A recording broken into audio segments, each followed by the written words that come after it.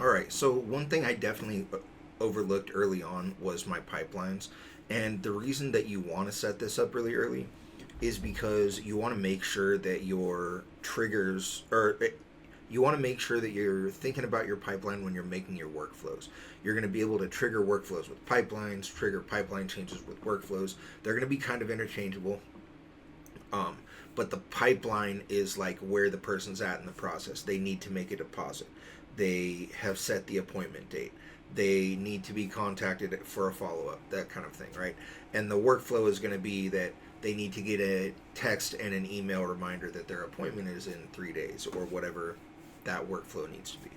Um, like I said, a workflow can be triggered by something changing in a pipeline. So if in your opportunities folder you slide a client's a client specific spot in the pipeline is called an opportunity.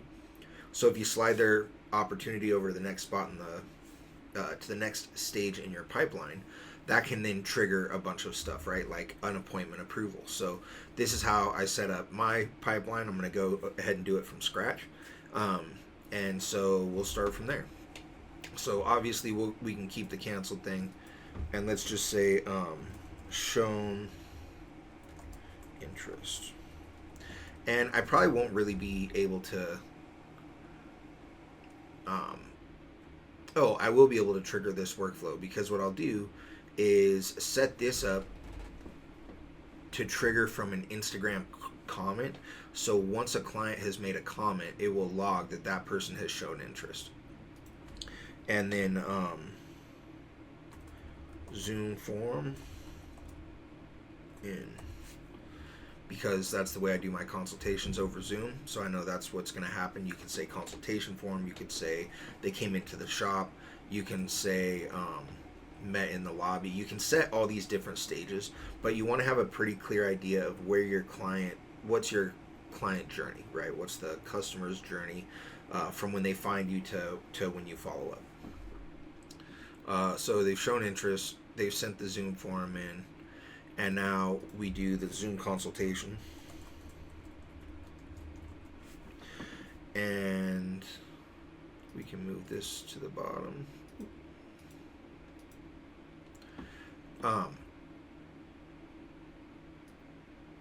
Then we're going to do Zoom call. Then we're going to do approve, deny. And so what we're going to do here is everything, all of these steps, this is going to be automated. I'm not ever going to see any of this stuff until shortly before. What will happen is client will show interest. Maybe they'll come to my website. Maybe they will come to Instagram. They'll find their way through a couple of buttons to my consultation link. My consultation link has a form attached to it, which is just what's your name and phone number and email. This puts them into my client customer management system.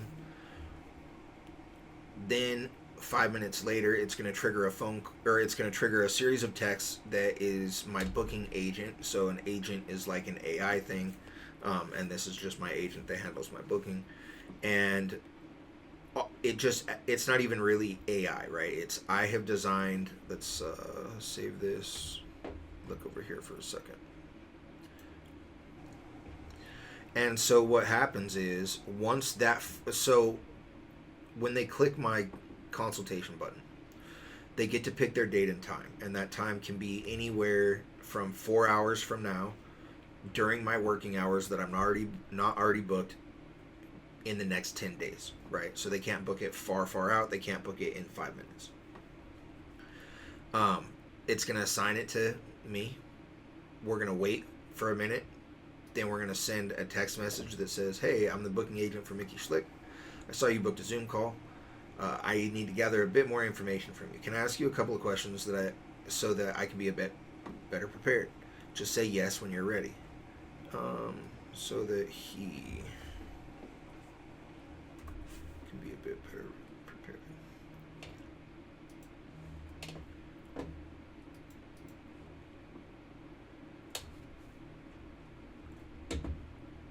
then we're going to wait. If the client says no, then everything stops. If it's not no, or it's yes, or there's no conditions met after a certain amount of time, then it goes on to the next step, right? And the next step is, cool, what city are you out of? And what we're doing here is we are making sure that we're not saying, hey, tell me about the tattoo, and getting a big string of information, right? We want all of the information that's going to be coming in to go to the right spot on the form, because this is going to fill out all the data within the client's like personal database, right? Then we wait for them to reply. Then we ask about the placement. Then we ask about the style.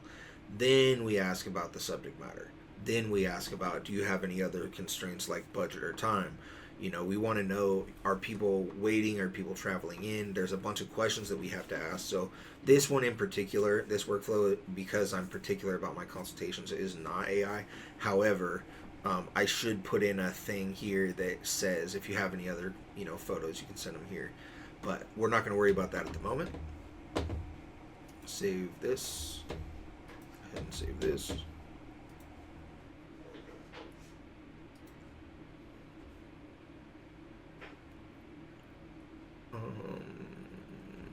We're going to come back to opportunities, pipelines. My tattoo pipeline. Cool. So after the Zoom call, I'm going to get a text that says, do you want to approve this or deny it? And I'm going to have to click a button, approve or deny. Once I click that button, the client's going to get a message that goes out the same to all clients. Hey man, I would really love to do this project with you. I'm excited to move forward. Whenever you're ready, go ahead and click this button, and it's going to take you to my calendar. You can book whatever days you want, and it'll take the deposit from you, and then all of my process from between here and there is explained on that page, as well as when you get your booking links and stuff like that, and reminders. All the information will be in there for you. Everything you need to know. We need to go further than that. So now they're going to get reminders. Then, we need actually, this will be link sent. That will be for approved calendar. And so whether that's for a full day or whatever, half day, anything, we'll hook all that up so that it triggers the same spot in the same workflow, the same pipeline, I'm sorry. And then denial letter. And so the thing about the denial letter is I don't want to turn anybody down outright because I have a studio that can handle most things, right? So anytime I'm turning something down, what I want to say is, direct them back to the studio. At the studio, we have a PDF that is like how to get a great tattoo, and it kind of talks more about the projects that we're doing. We want to nurse these people into getting this, into alignment with us, right? If you're looking for people that you want to do a certain type of work with, maybe it just takes some like conversation. So I don't want to like turn people down outright for most projects, but I do want to, get the projects that I vibe the most with, that I'm gonna have the most artistic freedom with. So the denial letter is very carefully worded to keep people engaged, or potentially keep people engaged even if we're giving them bad news. Then we're gonna do reminders, appointment set.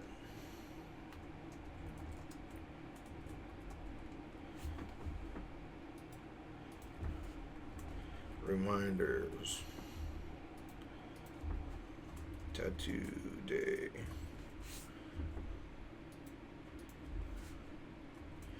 Show. No. Show. So this is going to be a stage where I get a text that says, hey, it's your appointment time. Did the client show up? Did the client not show up? If I say the client didn't show up, then we're going to go on to a stage called nurture,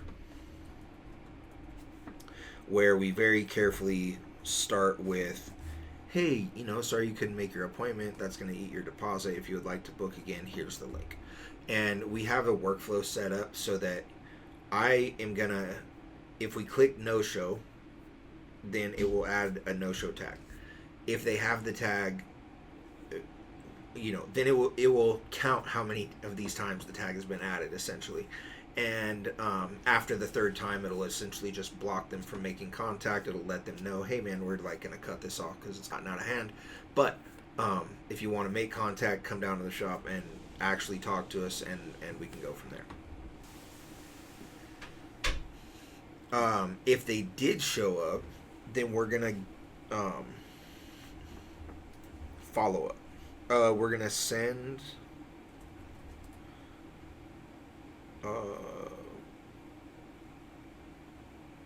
consent form.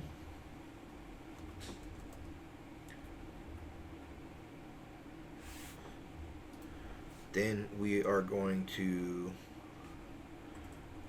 follow up. So this person's in the follow-ups. And so what I do for the follow-ups is the next day we send a text that says, hey, wanted to check in, hope everything's good. It was awesome, or I had a good time yesterday, or whatever. Here's the aftercare instructions. Should anything come up, and you can always just just call the number. If you ask for me personally, it will forward it to me.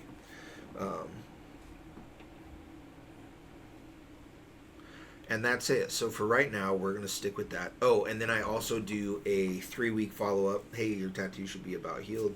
How's it going? How's it looking? You could do that more. You could follow up, a day, 72 hours, and then keep going depending on how you feel about that kind of thing. I think the day after, 3 weeks after, 6 months or 3 months or something like that. And then birthdays, right? Then we're going to put them into the birthday cycle.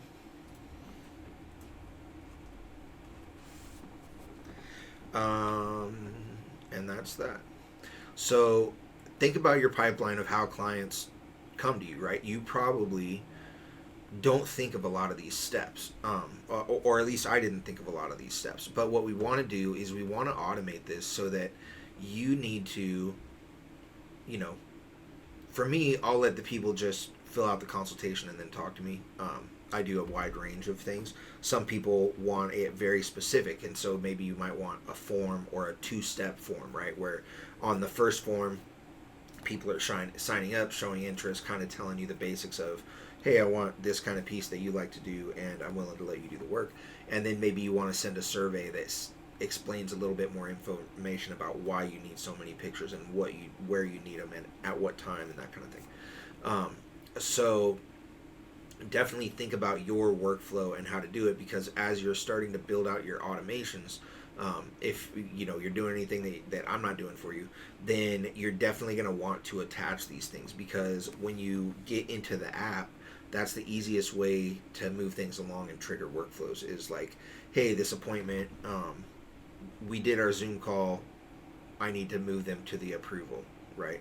And so we probably will hide approve and deny in the pie chart, or in the funnel chart, in the funnel itself, if we're able to, because some of these steps come to us, right? So like, this can be automated, this can be automated, this can be automated. So we need to show up at the consultation. So for me to show up at a consultation, I want 2 or 3 reminders that it's coming up. And 20-30 minutes before the thing, I want to see the entire form. I want a message that says, hey, here's this person, you have a deposit, or you have a consultation right now. Here's all the information right before you sit down with that person, right? It's delivered to me at the perfect time too. And then during that call, like within the first 5 or 10 minutes, I get a text that says approve or deny, and then based upon my feelings with the client, I'm sure there's another link I could put in there for like mutual disagreement or something like that. If I hit approve, it's going to tell them, hey, awesome, thank you, and it's going to send that link. So this is one button, right? I've probably gotten 1 or 2 messages up till this point, and then this is one link that I get a text that is just for me to say yes, no, maybe, whatever your process happens to be. Maybe you want to see them in the shop. Maybe further consult. Let's do this. Second consult. So maybe I'm sure many people would probably go straight to the in-shop consult. I want to know if I have a person for an in-shop consult, I'm going to say yes to the tattoo. So I need room to breathe, to like not feel like I'm gonna get pressured into doing this because I feel like I can do it. I want to feel like I want to do it, right? And so let's see, are we too low here on the screen? Yeah. So I think that's about good. Approve, deny, consult 2. And so what this will do is just send me a link. Again, it'll be now 3 buttons. It won't be that crazy, but we do have to think about it when we're setting everything up. It'll send the person a calendar link. That person will set their appointment. It will trigger all the reminders, and then tattoo day will come, and they will have reminders. You will have reminders. What I've been doing is when I recorded some videos, and I put each of those videos on a page that's like, hey, 90 minutes until your appointment, 2 days before your appointment, whatever that happens to be. I think maybe mine is like 2 weeks and 72 hours, and then 90 minutes before. And it's just like, hey, please don't show up early because it's going to make me anxious. And aside from that, we're going to have a pretty kickback day. I'm quiet until we get going. But once we get going, it's going to be all shits and giggles and comedy movies and that kind of thing.